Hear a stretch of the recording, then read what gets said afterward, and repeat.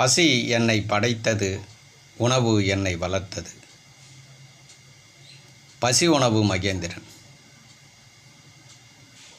முதல்ல சிரிச்சிடுங்க. நம்ம வீடியோ பார்க்கும்போது சிரிச்சினே பார்க்கணும். ரொம்ப அப்படி சீரியஸாக சிரிக்காமல் பார்க்குறவங்களாம் இப்போ வீடியோ பார்க்கக்கூடாது. சிரிக்கிறவங்க தான் பார்க்கணும், புரியுதுங்களா? சிரிச்சிக்கினே பாருங்கள்.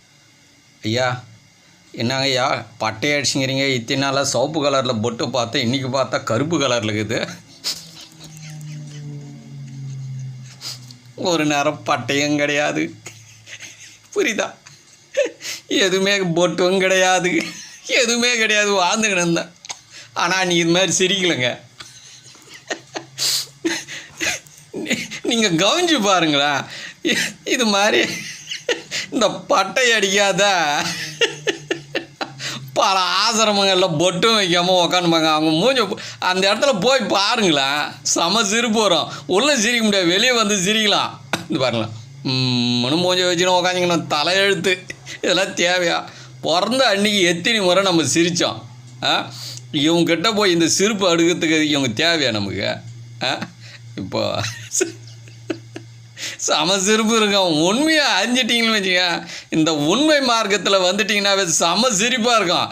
எப்பொழுதுமே மனிதன் மகிழ்ச்சியாக இருக்க வேண்டும். பிரபஞ்சகம் என்பது மகிழ்ச்சி. அப்போ மனிதன் மகிழ்ச்சியாக இருப்பதற்கு தான் மனிதன், புரியுதுங்களா? அதனால தான் மகிழ்ச்சியாக சாப்பிட்டீங்களான்னு கேட்குறேன்.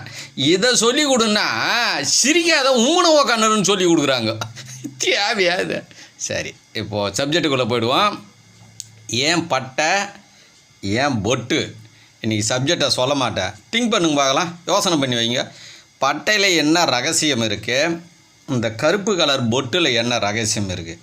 நாளைக்கு சொல்லித்தரேன். நாளைக்கு சொல்லட்டுமா, நாளைக்கு சொல்லட்டுமா? ஐயா இப்போ சொல்லுங்கள் ஐயா, கொஞ்சம் உடனே தெரிஞ்சுக்கணுங்க ஐயா.